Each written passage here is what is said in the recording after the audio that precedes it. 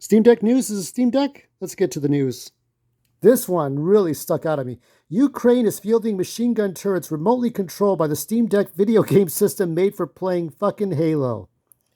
So here are the bullet points. Ukraine. So here's look at this guy. Look at this guy. I'm not playing around.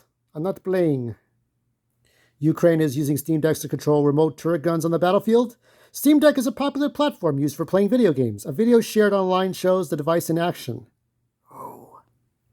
Ukraine appears to be a very popular video game system for unusual purpose, remotely controlling gun turrets.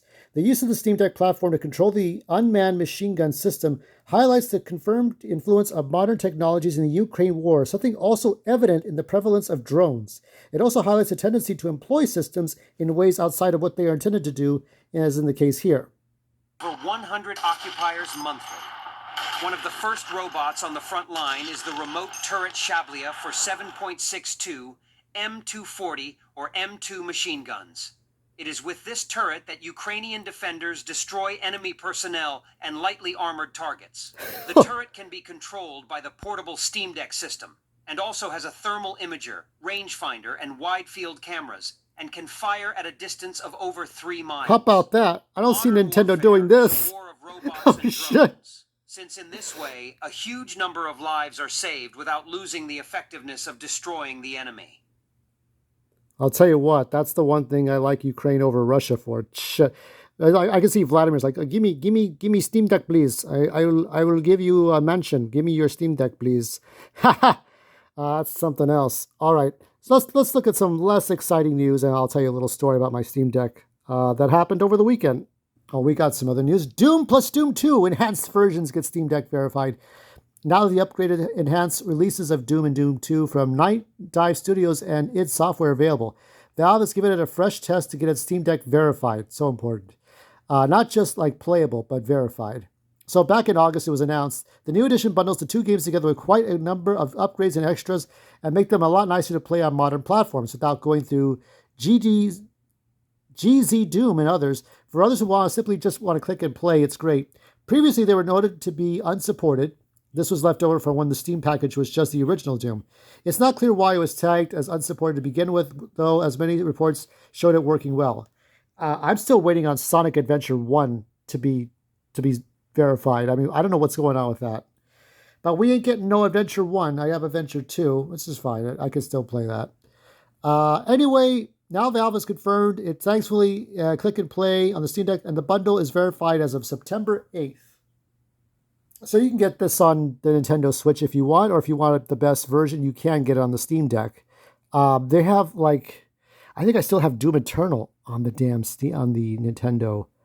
God, it's a long time, but whichever floats for you. But there they are. Non-Steam games on the Steam Deck now automatically back up your saves with the Non-Steam Launchers app. The Steam Deck is one of the most popular handheld gaming PCs on the market, likely the most popular. While most video games are playable on the device, whether verified or not, non-Steam launchers and custom application makes it a bit easier if you're interested in playing games that are not available directly via the Steam. With the latest update to non-Steam Launchers Deck, users will be able to back up their game's saved data with a new tool called Ludusavi, Ludusavi, which has been directly integrated into the software for ease of use.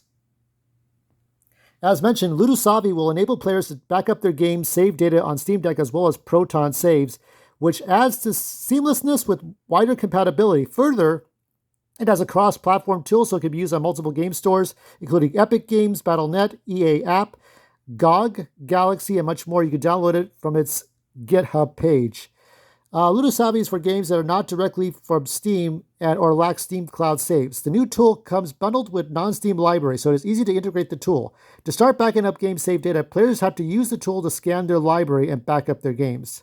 We're doing so many things now. I know because the Tomb Raider game I have was from Steam, Valve Store, but I lost data from it for some reason. I don't know if it was the way I saved or it just would not save it if it was like a quick save that I used. I hate losing my saves. I had to go and replay Star Fox 2, and that wasn't even a Steam game.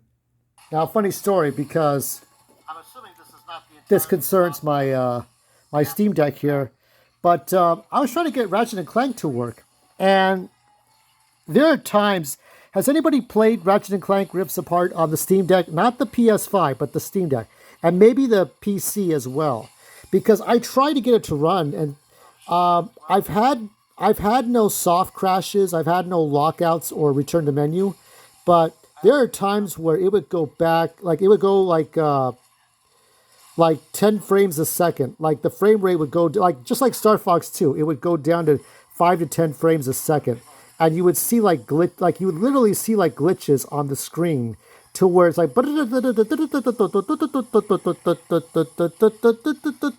It's just like if I'm talking like it would do this. So there'd be times where like I could still play the game, but it doesn't perform well. That was a rough time. I think I've seen the limits of my original Steam Deck. I don't know what the new Steam Decks will be like if they can handle Ratchet and Clank. Astrobot, I'm sure, deserves to be a PS5 exclusive for at least a couple more years. Like when we get to 2026 or 2027, I think it's going to be time for another PlayStation system. Because that system's like what? It's been like 5 years old? 4 or 5? And 4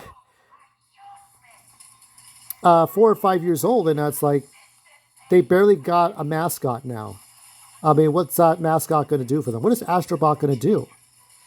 I'm not entirely. I mean, I think it's a good game, but I was not totally inspired by Astrobot. Astrobot really is a dedication to everything we've seen before, done faster. Basically, Astrobot is a tribute to every game, 3D platformer you've seen for the last 28 years, faster and more intense, as George Lucas put it. All right, so if there's any more news, I'll tell you about it, but let that sink in. Ukraine and gun turrets.